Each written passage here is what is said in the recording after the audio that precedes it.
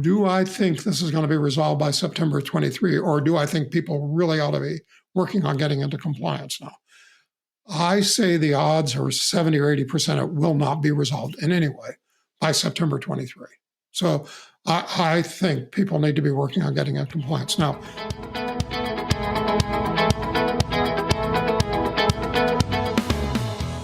this is 401k Specialist Editor-in-Chief Brian Anderson, and this is the 401k Specialist Podcast.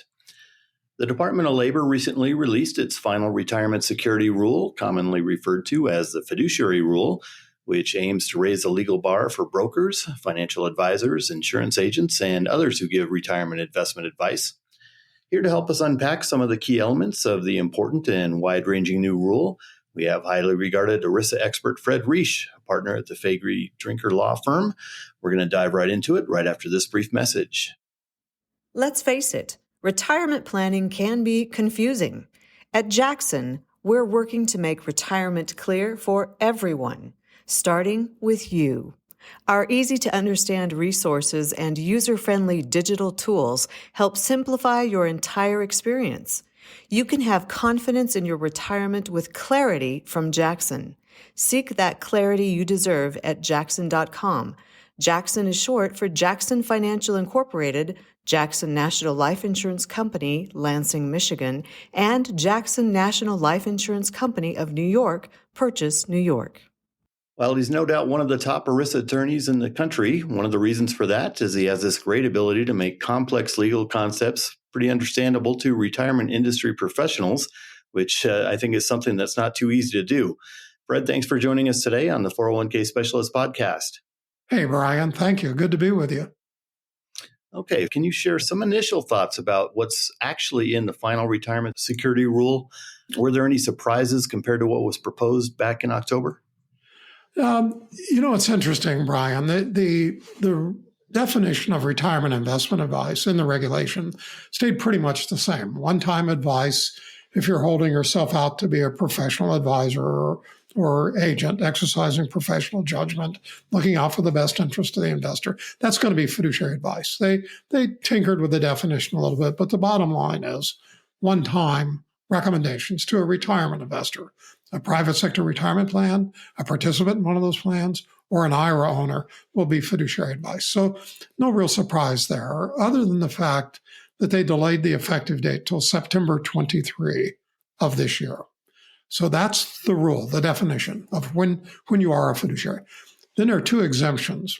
Prohibited transaction exemption 2020-02 that will affect broker-dealers, investment advisors, banks, and many insurance agents, but not all. It remained pretty much the same. So no surprises there, except, again, the effective date. Brian, I think it's so strange that I'm talking about effective dates as being the major changes. But it's sort of crazy where some of the rules become effective September 23 of this year.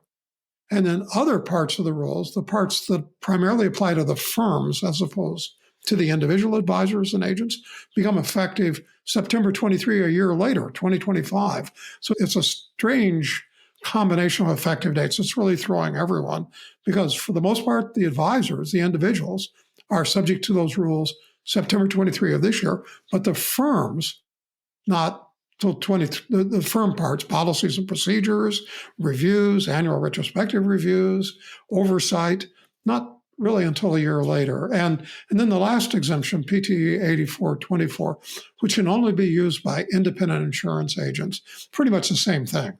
The part that applies to the agents, for the most part, is effective September 23 this year, but the part that applies to the insurance companies isn't effective till September 23, 2025.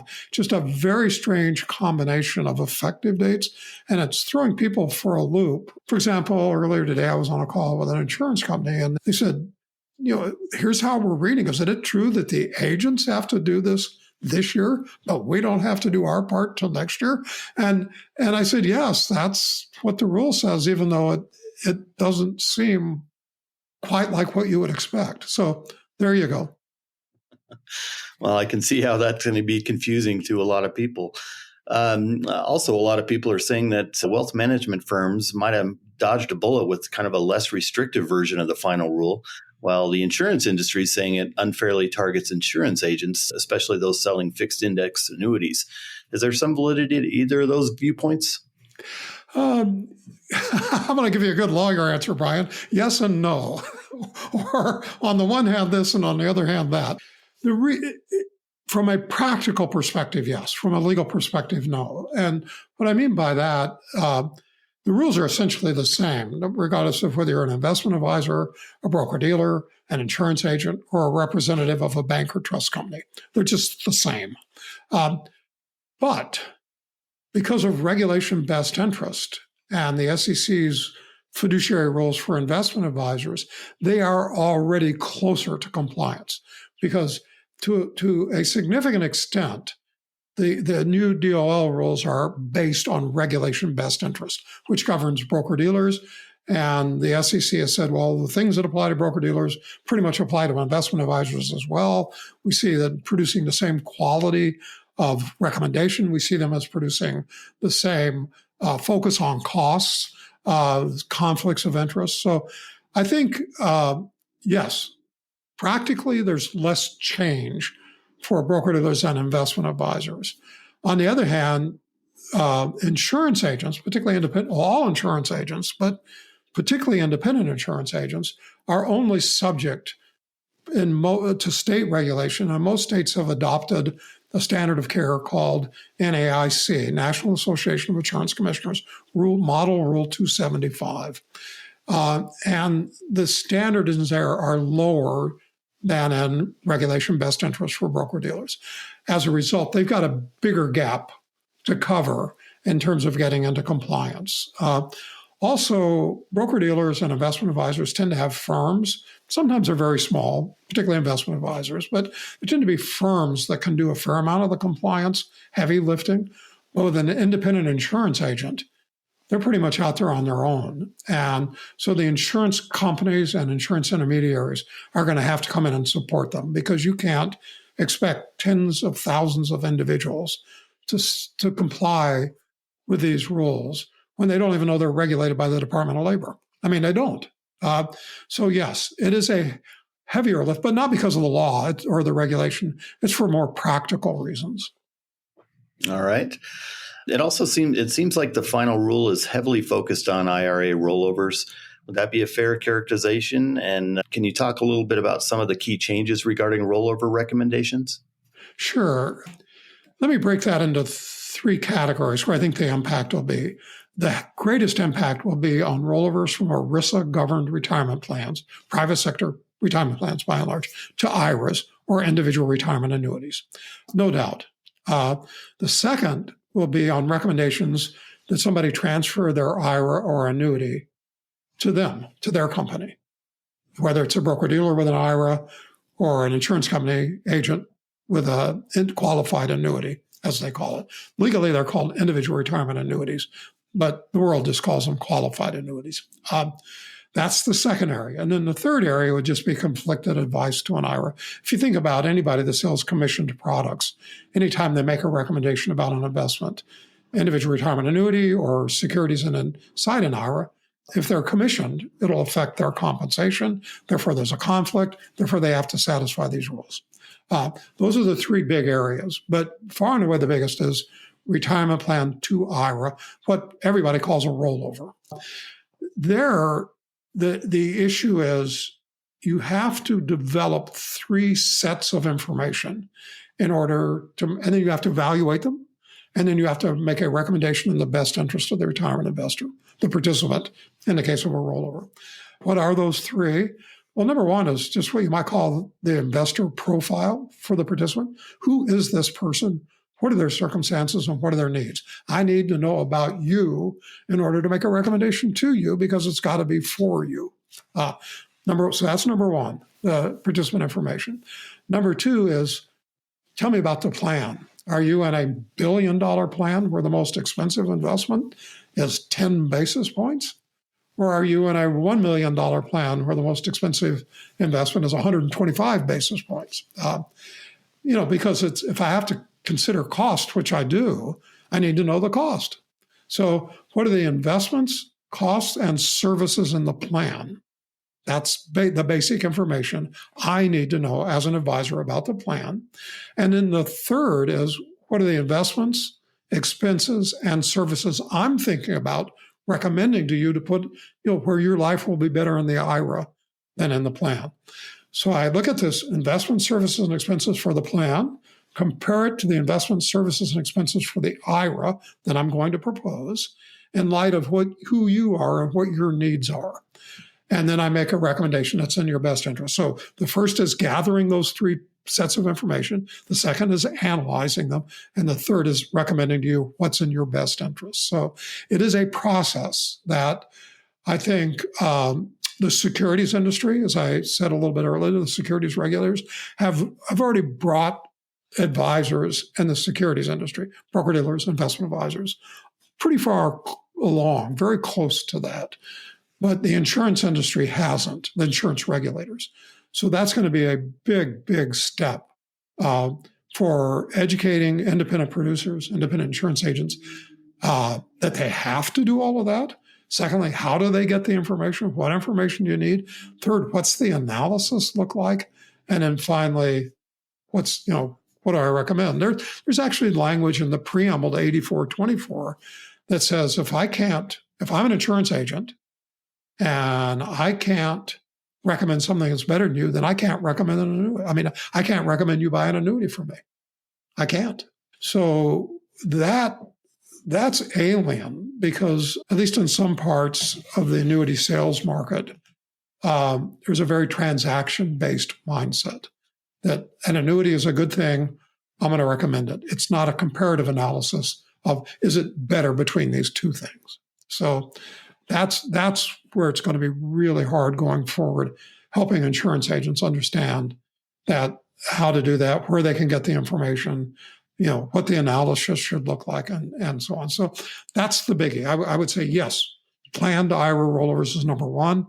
And of the different types of advisors and agents, insurance agents, it's going to be the biggest step for them to learn how to comply with those rules.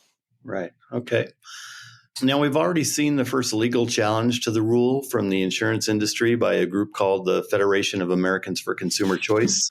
We're calling the new rule an assault on the financial services industry, especially insurance agents. Any thoughts on their arguments and potential of this, or perhaps even another legal challenge to delay or even derail implementation of the final rule? I love plaintiffs' attorneys. They have such colorful and artful language. I'm usually on the defense side. We're so boring. But no, I think there will be other efforts to delay it. I think in due course, one of these plaintiffs' groups, perhaps them, is going to ask for a stay. That is, for the DOL to be enjoined from implementing the rule.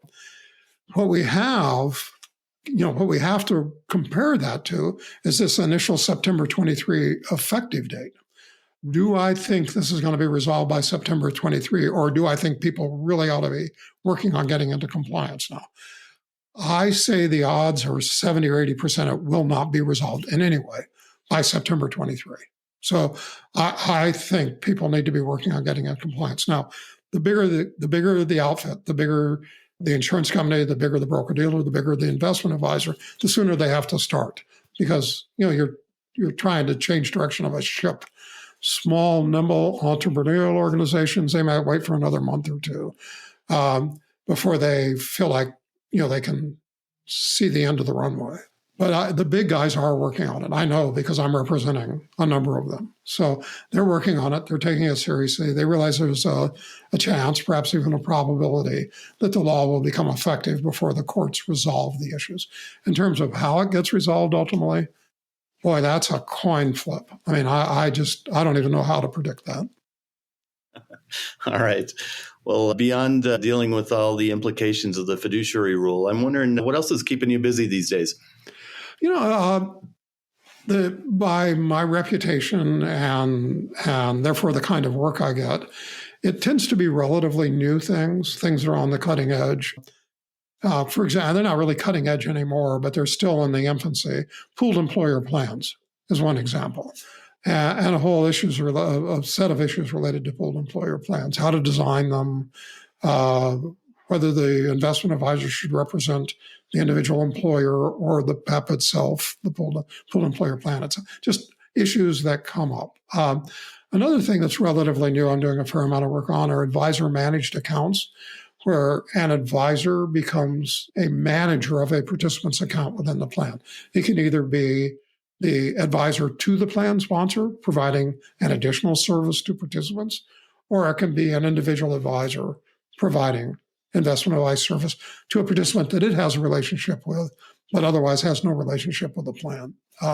So those are two examples. It's fun for me, Brian, because those are the shiny new coins. The answers aren't all decided yet. You have to use judgment, and experience counts for a lot because you really are assessing these in some bigger context, because there's no specific rule that says yes or no.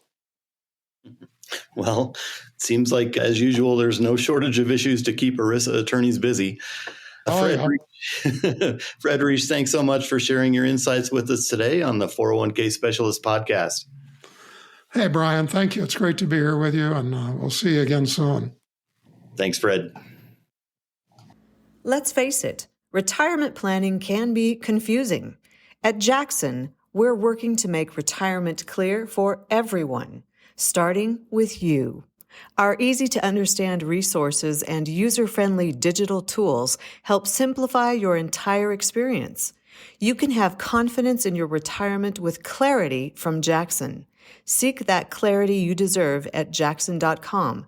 Jackson is short for Jackson Financial Incorporated, Jackson National Life Insurance Company, Lansing, Michigan, and Jackson National Life Insurance Company of New York, Purchase, New York.